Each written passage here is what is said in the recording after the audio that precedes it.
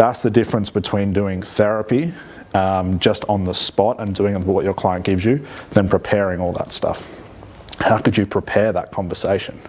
And that's the reason it worked. Okay? Be a very boring script. Now, for people looking in at this, will think, she didn't do anything. Where was the therapy?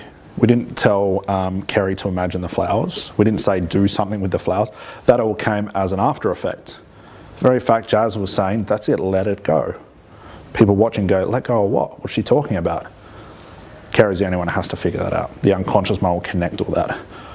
Now, again, I should highlight, this is not the only way your therapy sessions are going to look. It would be really handy, okay? But please don't take this away and say, okay, if I've got a weight loss client, I'm just going to say, let it go.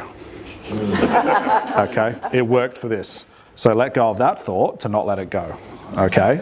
So any questions for these? Yes? But it came out of... It came out of Kerry. That's right. So, yeah, the let it go. That's why, yeah. And all Jazz was doing was becoming a feedback mechanism. Because it just felt like it was just getting fed out of the loop. That's it. And repeating it. And I'm just saying to Jazz, hang on, there's an unconscious moment, repeat it again, let it go. Bang, she went into it. Hold on, do it again. Bang, went into it. So it had a lot of force in it.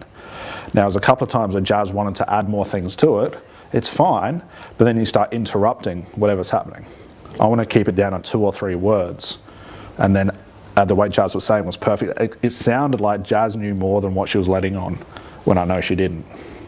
And you make it seem so meaningful that Kerry picks up it unconsciously with a lot of meaning and has to figure out that meaning.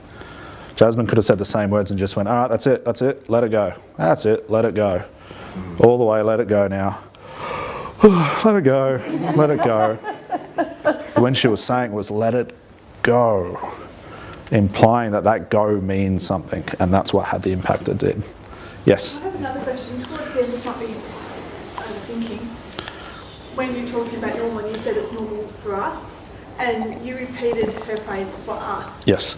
Even though it had nothing to do with you. Like, I think I get where you were going with that phrase. Is there a reason you just echo rather than go, yeah, for you? Yeah, because it might not mean what that phrase might not have meant what she meant to say. That makes sense. No. Okay, and that's why. I don't want to take her out of that confusion by her saying it means something to us. If I go, that's right, it means something to you. And she says, well, it's not just me, it's my son. We're us. Okay. It puts me in a weird place. Yeah. Okay, but I'd rather get through that. We wouldn't have done that, and that's why I wanted to ask. Did that bother you at all that he said it that way?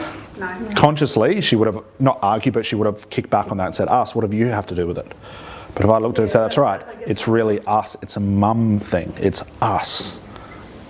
I can get away with that. She could have corrected me, but that's where the confusion comes in, okay? And I knew it as soon as I said it. I thought that's probably going to confuse people. But again, I don't want to rephrase what she's giving me, because it means something to us. That's an ambiguous term for something. I'm more interested in her just getting back so she gets something from the something.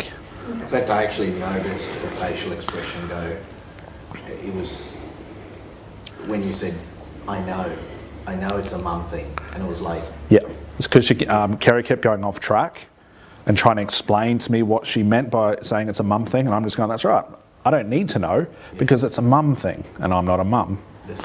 And as she's starting to go, well, it's this, no, it's a mum thing, I get it. I've got a mum, I understand. It's a mum thing. She'll connect all of that.